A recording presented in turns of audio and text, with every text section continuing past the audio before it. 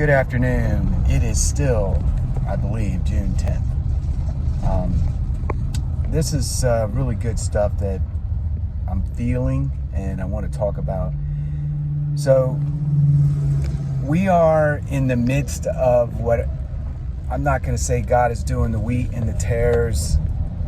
The ultimate day will come when the Lord is going to separate the wheat from the tares.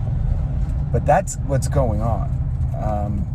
COVID, the mask mandates, the jab and all that, it's created a scenario for churches, schools, people, individuals, where they have to make a choice of what they're going to personally do. Because, you know, we went through with our children, with the school, right, with the mask. We were like, I don't want my kid wearing a mask for 7 hours. The kids cheated. They pulled it down. Our school wasn't super tight on mask wearing as far as like covering your nose and all that. I mean, there were a couple parents that were all religious about it, but they didn't win out. I think ultimately the teachers got tired of it, and they knew that it was just the kids, too hard on the kids. But the worst part was having to do sports like football, baseball, basketball with a mask on. That was cruelty. And the people who came up with that mandate should be doing it themselves.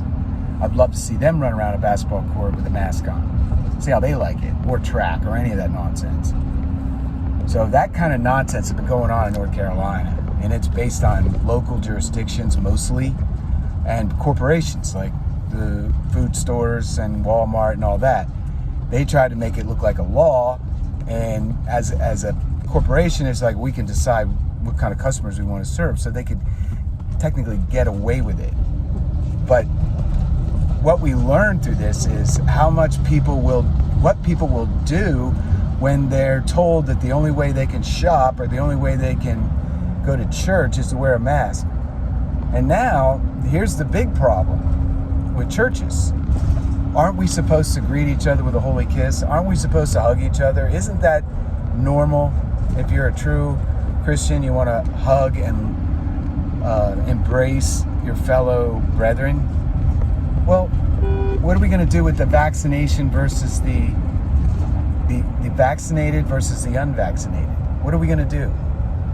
If there's such a thing as transmission of vaccinated people to unvaccinated people, there's a real health issue there.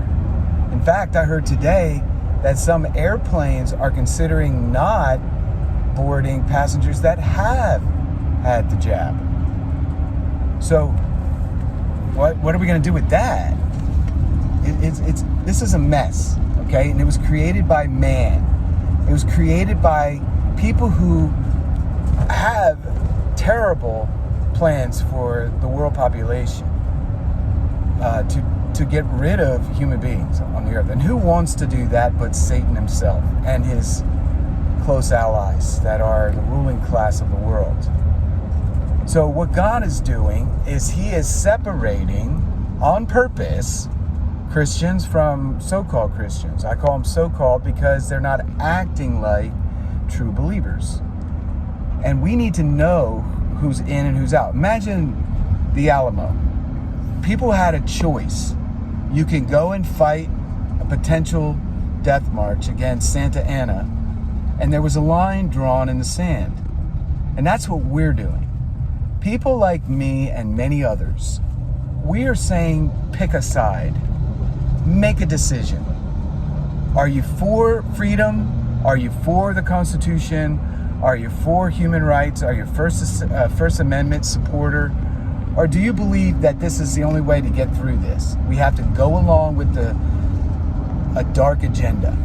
Well, thank God for true believers, because the ones who say no are helping the ones who are afraid to say no.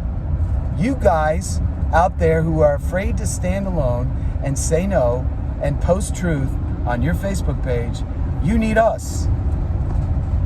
We're going to keep speaking truth. This is a time for us to be. People like me have been waiting for our time to just stand and hold ground for God and for truth and for freedom and for liberty. So we're finding out who wants to fight this battle? And it's an epic battle. It's World War III. It's intense. It's an information war. It's cyber attacks. It's surveillance. It's, if we believe the jab is synthetic and it has a way to attack your programming of your DNA, well, that has long-term ramifications in your overall health. We don't know what's going to happen when the next flu season comes upon us. And that's going to be a revelation too. That will become clarity for those people if there's your body has a bad response. And if there's something going on in your soul where you feel different when you pray and sing, and you don't want to be around the people of God like you used to, you're going to have to deal with that.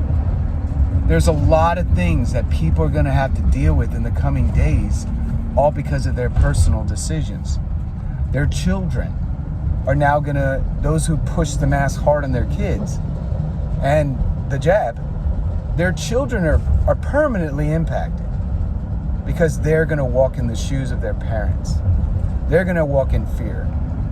So there is another legacy that, people are going to have to deal with. That's why in my family and for my children, I constantly make them aware of the medical data that is coming forward about the jabs and about what COVID actually was and is, and how best to treat it and how best to fight it. And the other thing that people are learning is that faith has power. People who walk in faith, people who walk in wellness, people who walk in joy, people who walk in love are more healthy. Their physical self is more healthy than people who walk in fear and anger. So that goes to both sides of the equation. And I know there's people that can't stand Joe Biden and they hate what's going on. Well, that's not healthy. That's not healthy. Those who wait upon the Lord, He will renew your strength. You will mount up on wings like eagles. You will run and not be weary. You will walk and you will not faint. Either you believe it or you don't.